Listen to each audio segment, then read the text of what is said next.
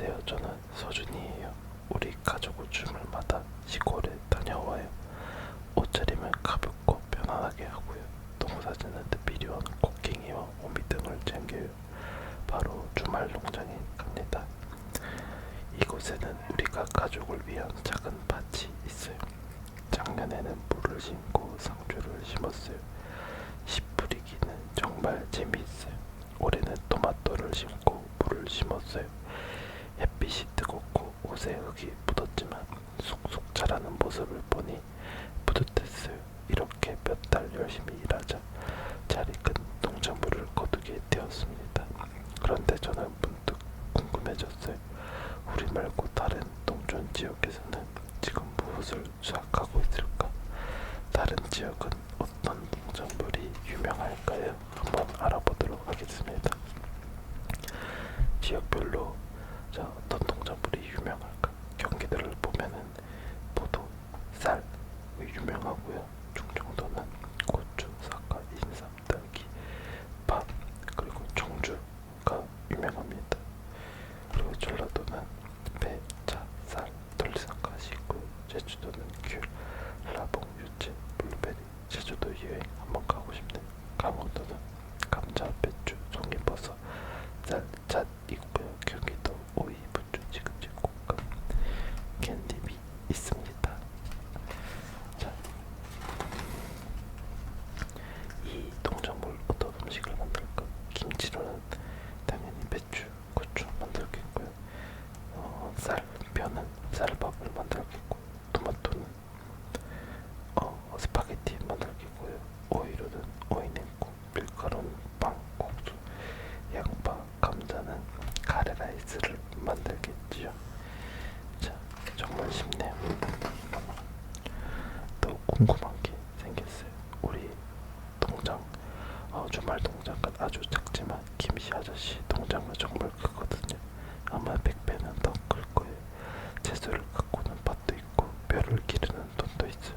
농작물을 얻으려면 땅을 갈고 씨를 뿌리고 물과 비료를 주고 물을 먹고 수확을 해야 하는데 아빠가 저희 질문에 답변을 해주셨습니다. 아까 아저씨 뒤에 아주머니가 빨간색 달것을 타고 계셨던 거 기억하니? 맞아요. 분명 신기하게 생긴 움직이는 기계를 봤던 것 같아. 단기들 보면 사람의 힘으로는 동사를 지울 수 없어. 기계 동물 받아야 하지. 그것들은 동업 기계라고 한단다. 자, 과연 어떤 과정을 거쳐 동사를 지을까요? 자, 준비하고 심고 가꾸고 거두기가 있습니다. 이렇게 글로 설명하면 쉽지만 직접 해보면 너무 어렵겠죠. 자, 그럼 사람 기계 대 누가 일을 빨리 할까요? 당연히 기계가 빨리 할 수밖에 없죠. 사람이 100명 있으면 기계는 한 대만 있어도 됩니다. 자, 농업 기계가 정말 대단한 것입니다.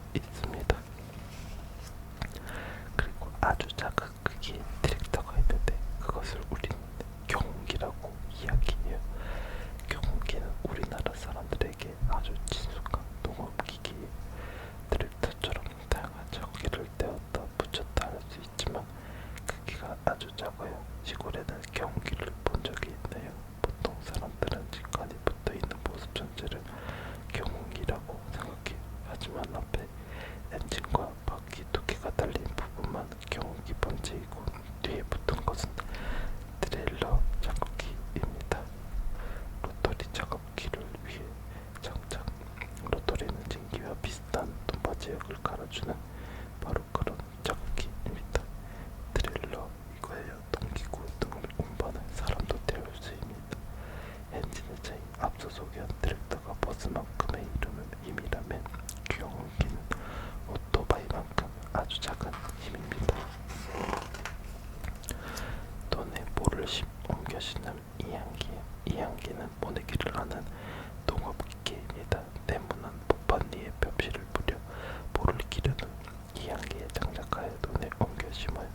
옮겨진 보는 돈에 뿌리를 들이고 자라는 뼈가 되어 가을이 되면 노랗게 익어서 고개를 숙일 것입니다. 바로 우리가 먹는 쌀이 된답니다. 땅의 모양이 네모 반듯하면 이항기 하나로 충분하고 모양이 불규칙하면 기계가 못 가는 곳을 사람의 손으로 마무리할 수 있습니다. 불을 뗀 돈도 작업방울이 이동하기 쉽게 물갈기 형태로 되어 있습니다. 조절장치, 볼을 씹는 깊이와 너비양 등을 미세하게 조절할 수가 있어요. 복판은 네모 복판 안에 10에서 30 정도 기름부가 빽빽하게 들어가 있습니다. 이항기 그 일하는 모습이 재밌죠.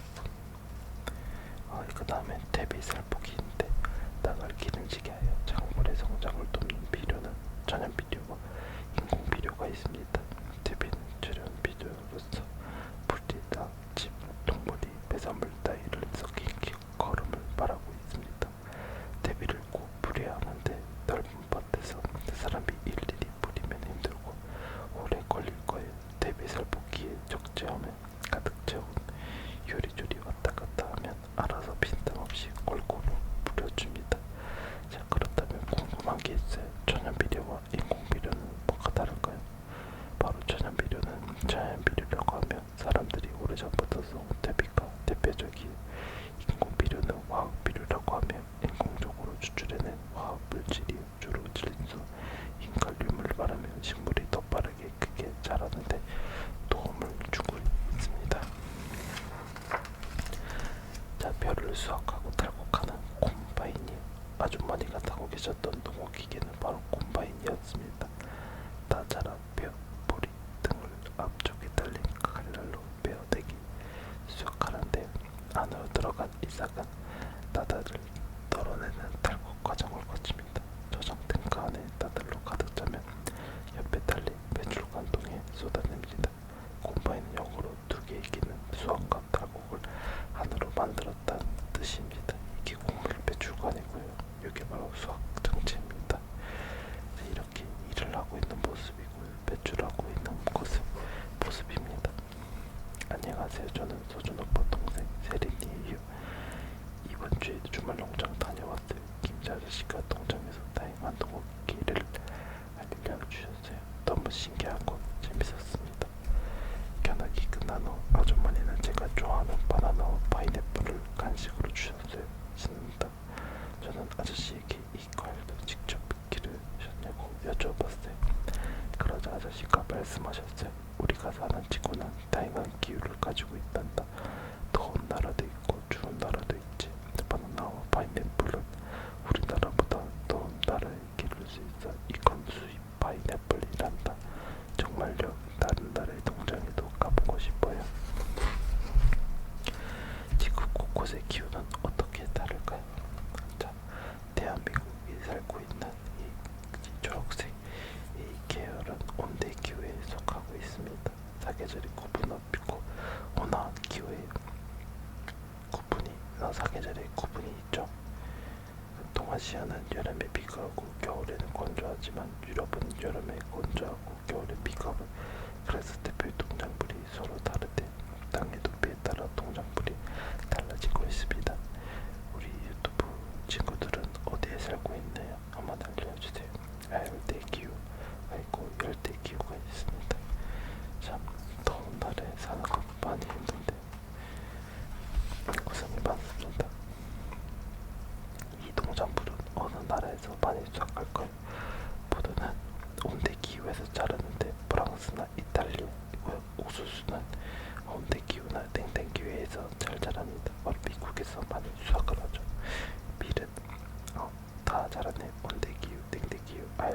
기후에서 더 자라기 때문에 중국과 유럽, 러시아에서 많이 수확을 하는 것 같습니다. 카카오는 열대 기후에서 자라는데 코트디부아르, 가나에서 수확을 합니다. 사탕수수는 열대 기후인데 브라질, 인도 있고요. 커피는 우리 열대 기후 에티오피아, 베트남, 콜롬비아 산이 있습니다. 바나나는 열대 기후와 아열대 기후가 있는데 필리핀, 에콰도르에서 수확을 하고 있습니다. 그러니까 갑자기 농산물은 어떤 음식을 만들까요? 초콜릿, 카카오, 콘스프, 옥수수, 그리고 설탕, 주스, 바나나 스무디는 바나나 포도주는 포도겠죠. 정말 쉽네. 자, 지구에는 여러 가지 기후가 있어서 나라마다 기르는 농작물이 다르다는 것을 알게 되었어요. 그런데 농작물에 따르면 농업기도 당연히 다르겠죠. 김치 아저씨는 해외 농업에도 관심이 많으신 분입니다. 여러분에게도 신기하고 재미있는 농업기기들을 몇 가지 소개해 주신다고 하니 우리 잘 들어보도록 하겠습니다. 자, 과연 다른 나라의 신기한 농작물, 이거는 포도잎 제국인데요. 저도 처음 보는 건데 정말 신기하게 생겼습니다. 잎을 제거하고 작은 건도 작은 건데 큰 거는 또 엄청 크네요. 이거는 커피 수확기입니다. 운전석이 측면에 위치하여 시야가 가리지 않는다는 것이 가장 큰 장치라고 하고 있습니다. 저장 탱크가 있고요. 그리고 커피 열매 배출가 있습니다. 자, 커피 열매로 어떻게 커피 원료를 만들까요? 커피 나무에 달린 커피 열매는 다 익으면 붉은색이 돼. 이 열매의 씨앗이 바로 커피콩이랍니다. 막 벗겨낸 씨앗의 생두는 빨간색이에요. 생두를 고온에서 볶으면 어두운 갈색의 원두가 되지요. 원두를 갈아서 추출한 뒤 마시는 커피 음료를 내면 됩니다. 자, 바나나 나무 분쇄기입니다. 필리핀의 한 바나나 농장에서 바나나를 수확했어요. 그런데 바나나 나무는 커다란 열매를 딱 한 번만 맺을 수 있어요. 다음 동사를 위해 기존 나무를 모두 없애 새로 심어야 합니다. 바나나 나무 분쇄기는 트랙터에 연결하여 사용하는 농업 작업기인데요. 4m가 넘는 커다란 바나나 나무가 이 안에 들어가면 짧게 잘려서 사라지게 된다고 합니다. 대박! 저도 바나나 나무가 이렇게 사라진다는 건 처음 알았네요. 사탕수수 수확기입니다. 사탕수수는 세계에서 가장 많이 재배하는 농작물입니다. 밀, 옥수수, 쌀보다 더 많이 기른다고 합니다. 우리에게 낯설기도 하지만 설탕을 모르는 친구들은 없겠죠. 맞아요. 사탕수수는 설탕은 말드는 원료랍니다. 덥고 습한 열대기후에서 자라는 사탕수수는 인도와 브라질이 최대 생산국이며 전 세계로 수출하고 있습니다. 사탕수수로 어떻게 설탕을 만들까요? 사탕수수를 즙으로 짜내면 단맛이 나요. 이 즙을 가루로 만드는 것이 설탕입니다. 즙을 떼내기 위해 사탕수수를 자르고 분쇄하고 진두릅니다. 그리고 즙을 뜨겁게 가열해 수분을 증발시키는데 뜨거움으로 다칠 수 있으니 조심을 해야 합니다. 많이 뜨겁다고 하는 것 같네요. 이번엔 비행기인데 이 비행기로 농약을 살포하는 것 같습니다. 최대 3,000리터까지 액체를 실어 다룰 수 있고 여기는 옥수수지대 콘밸리. 대한민국에선 이렇게 하는 곳이 없죠. 여기는 미국 땅에서 이렇게 재배를 하는 것 같습니다. 대박, 진짜 멋있네. 삼각궤도형 트랙터. 사람이 여기 서 있는데 사람보다 엄청 큽니다. 그만큼 땅도 넓고 힘도 정말 좋겠죠. 이 트랙터는 여러 가지 작업기를 따라 일하는 바로 힘센 자동차입니다. 이 트랙터는 삼각 모양의 무한궤도형 바퀴를 달고 있어요. 바로 물질을 자극하는 힘인 견인력을 높이기 위해서 장점도 있습니다. 이 트랙터는 속도가 빠르고 방향 전환도 쉬우며 특히 지면에서 받는 충격을 줄일 수 있대. 규모가 큰 농장에서 필요한 것 같습니다. 보기만 해도 아주 멋있네. 파종기입니다. 파종기는 곡식이나 채소의 씨앗을 논밭에 심는 일을 말합니다. 초대형 파종기는 트랙터에 연결해 사용하는 농업 작업기인데요. 미국, 브라질, 호주처럼 땅이 넓은 나라들은 농장을 아주 커서 씨앗을 심기 위한 초대형 파종기가 필요한데 커다란 씨앗 탱크는 사람 키보다 크고 파종기가 끝에 서면 다른 쪽 끝이 보이지 않을 정도로 엄청 큽니다. 모든 농작물이시여 씨앗이 저장되어 있는 곳 혹시 깜찍한 재난이 찾아와서 농사 지어야 할 씨앗이 모두 사라진다면 어떡하죠? 북유럽 노르웨이 스발바를 쓰면서 전 세계 모든 농작물의 씨앗이 보관된 저장소가 있어요. 생수와 물기를 제거하고 영하 18도 온도에서 보관하고 있습니다. 자, 밀 콤바인인데요. 여기도 엄청 큽니다. 김치 아저씨 농장에서 본 것처럼 뼈 콤바인이고 이것은 밀 콤바인입니다. 앞모습이 다르게 생겼죠. 회전체가 돌아가며 밑 이삭을 칼날이 있는 뒤쪽으로 보내줍니다.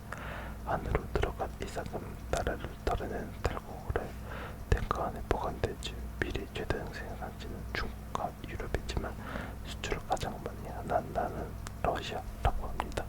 밀가는 이렇게 만들어지고 저장된 그 매주관이 있습니다. 정말 세계적으로 유명하고 아득한 기들을 만들었습니다. 이 작은 것도 있네. 이게 앙증맞은 거 있는데 땅이 그렇게 크지 않으면 이런 식으로